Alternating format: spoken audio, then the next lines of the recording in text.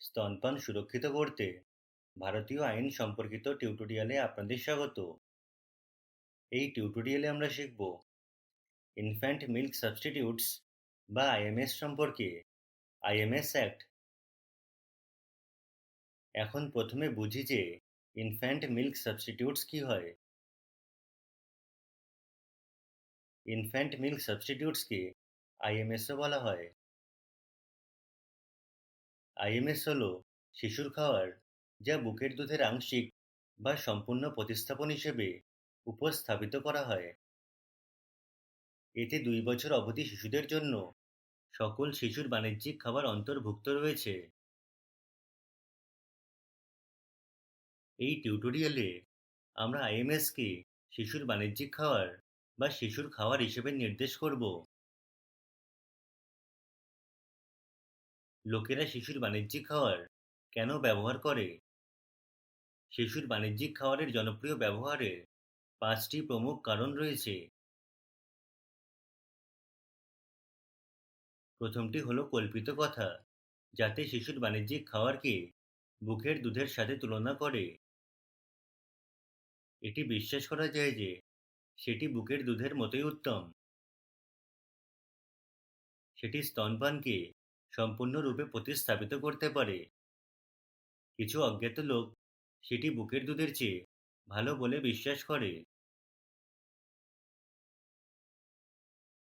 এই কল্পিত কথাটি জনপ্রিয় কারণ তাদের ক্ষতিগুলি সহজেই জানা বা দেখা যায় না। লোকেদের তাদের ক্ষতিকারক প্রভাব হিসেবে সঠিকভাবে পরিচালিত করা হয় না।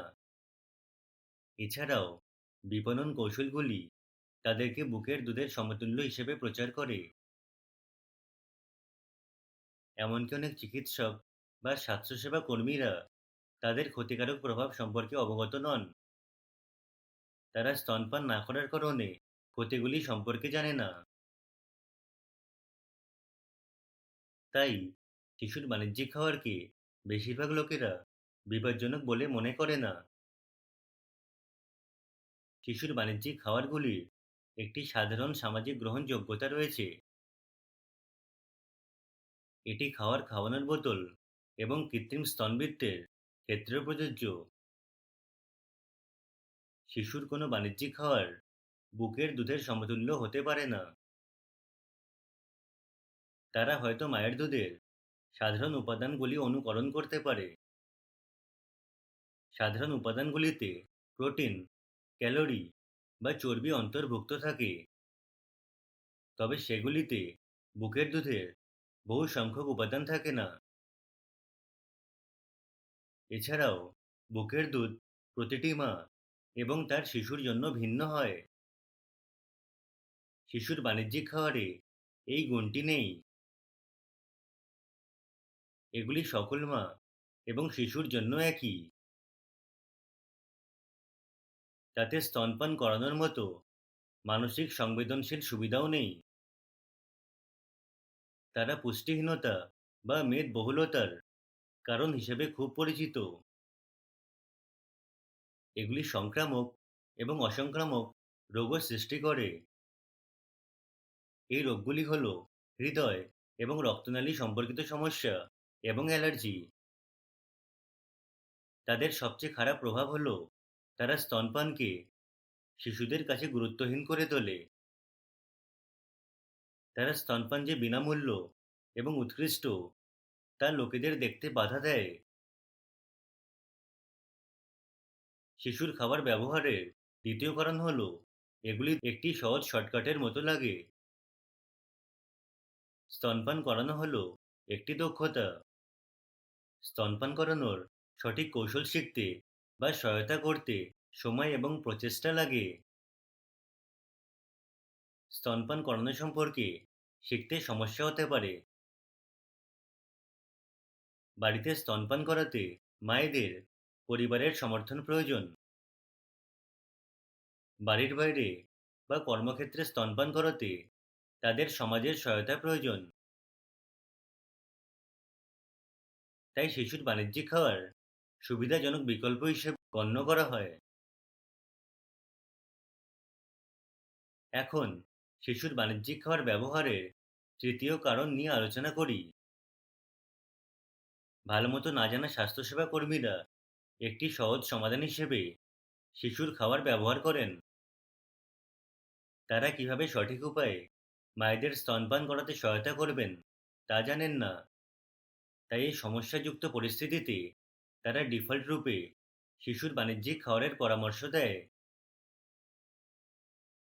শিশুর খাবার ব্যবহারের চতুর্থ কারণ হল নির্মাণকর্তা দ্বারা তাদের অত্যাধিক প্রচার করা।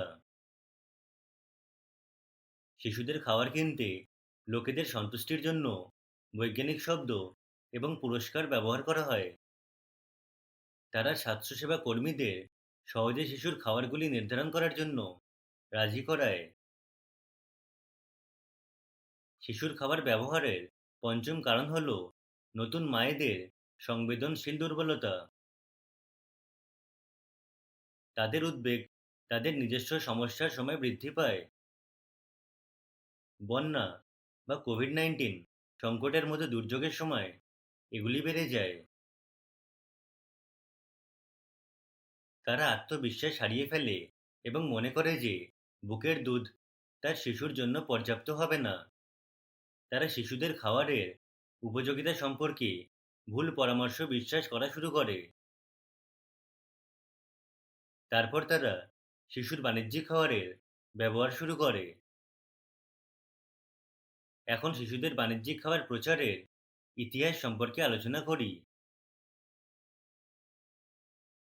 এটি আবিষ্কারের পর থেকে প্রচারে স্তনপান করানোকে গুরুত্বহীন দেখায়।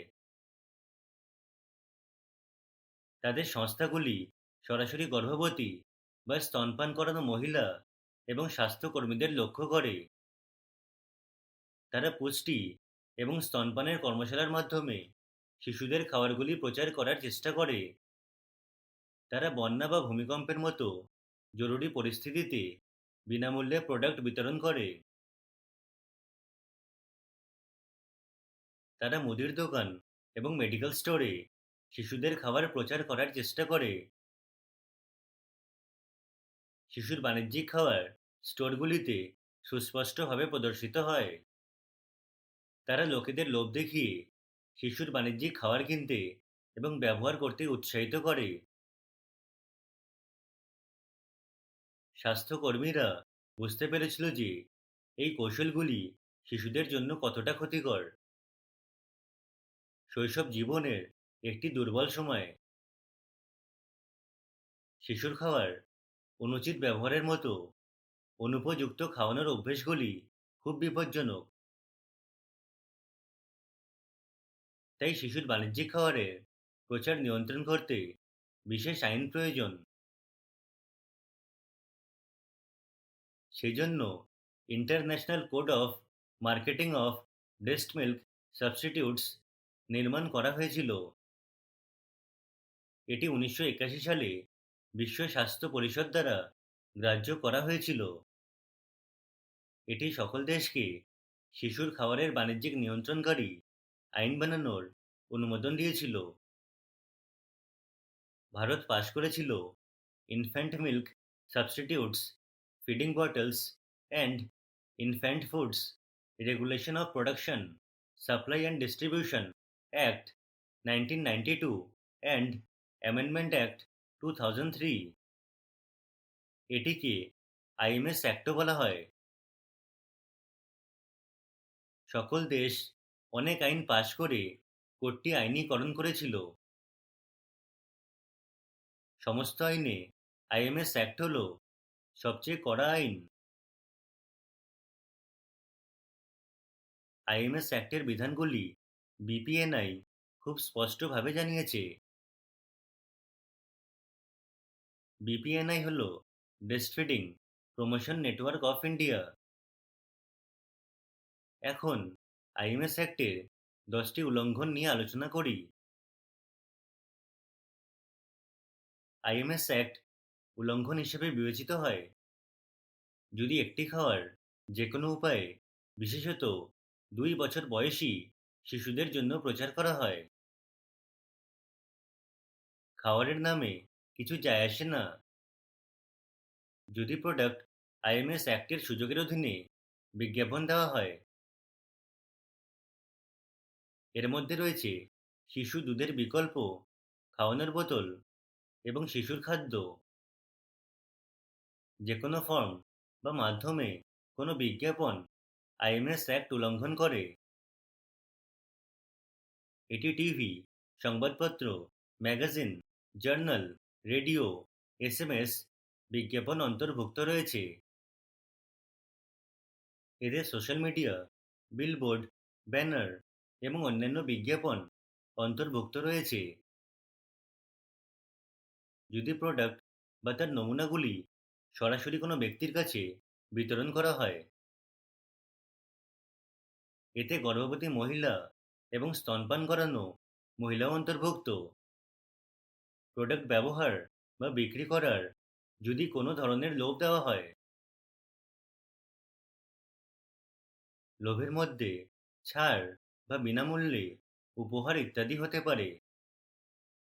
যদি আইএমএসের প্রচার সম্পর্কিত শিক্ষাগত সামগ্রী বিতরণ করা হয়,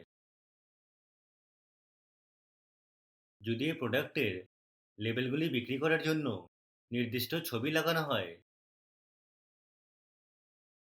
এই ছবিগুলি মা, শিশু, কার্টুন, গ্রাফিক্স ইত্যাদির হতে পারে। যদি কোনো হাসপাতাল, নার্সিং হোম, ওষুধের দোকান কোনোভাবে আইএমএস এর প্রচার করে, এতে রয়েছে আইএমএস সংস্থাগুলির প্রচারপত্র বা পোস্টার প্রদর্শন করা। যদি আইএমএস প্রচারের জন্য স্বাস্থ্যকর্মী বা তাদের পরিবারকে অর্থ বা উপহার দেওয়া হয়, যদি কোনো আইএমএস সংস্থা বা তার বিতরক প্রত্যক্ষ বা পরোক্ষভাবে অবদান প্রদান করে, এতে রয়েছে অর্থ সরবরাহ সেমিনার, মিটিং, সম্মেলন বা শিক্ষামূলক কোর্সের জন্য। এতে স্পন্সরশিপ অন্তর্ভুক্ত। গবেষণার জন্য অনুদান বা সহকারিতা, স্বাস্থ্যকর্মী বা তাদের সমিতিগুলির স্পন্সরশিপ অনুমোদিত নয়। যদি আইএমএস এর বিক্রির পরিমাণের উপর ভিত্তি করে বিক্রয় কমিশন স্থির করা হয়, এটি করার মাধ্যমে আইএমএস সংস্থা বা তার প্রোডাক্ট বিতরক আইএমএস আইন উল্লঙ্ঘন করে। অবিলম্বে এই লঙ্ঘন রিপোর্ট করুন। এটি করতে আপনি বিপিএনআই স্তনপান সুরক্ষা মোবাইল অ্যাপ্লিকেশন ব্যবহার করতে পারেন। এই অ্যাপ্লিকেশনটি ব্যবহার করা খুবই সহজ। এতে লঙ্ঘন রিপোর্ট করার মাত্র দুটি সহজ ধাপ রয়েছে। যখন আপনি কোনো লঙ্ঘন দেখবেন, অ্যাপ্লিকেশনটি খুলুন। Report promotion of baby foods or feeding bottles মেনুতে থাকা ট্যাবে ক্লিক করুন। রিপোর্টিং পৃষ্ঠাটি খুলবে। নির্ধারিত কলামগুলিতে প্রয়োজনীয় তথ্য দিন। আপনার কাছে কোনো ছবি বা নথি থাকলে তা যুক্ত করুন। এটি জমা দিন। মনে রাখবেন, আইএমএস সংস্থাগুলি তাদের বিজ্ঞাপনগুলিতে স্তনপান করানোর সুবিধা জানাতে পারে, তবে এই ধরনের বিজ্ঞাপন মাকে এখনও স্তনপান করানোর পরিকল্পনার বিষয়ে সন্দেহ প্রদান করে। তবে বিজ্ঞাপনগুলি শিশুদের খাওয়ার যতটাই সম্ভব মায়ের কাছে বিক্রি করতে ডিজাইন করা হয়েছে। যত তাড়াতাড়ি একজন মা স্তনপান করানো বন্ধ করে, তত বেশি ফর্মুলা কেনা হয়। এই কারণেই আইএমএস সংস্থাগুলি স্তনপান করানোকে গুরুত্বহীন দেখানোর চেষ্টা করে। কমপক্ষে 2 বছর বয়স পর্যন্ত শিশুদের জন্য স্তনপান জরুরি। পর্যাপ্ত পরিমাণে স্তনপান করানোর জন্য সঠিক স্তনপান করানোর কৌশলটি গুরুত্বপূর্ণ। এটি একই শৃঙ্খলার অন্য টিউটোরিয়ালে আলোচনা করা হয়েছে। এটি আমাদের টিউটোরিয়ালের শেষে নিয়ে আসে। যোগাযোগের জন্য ধন্যবাদ।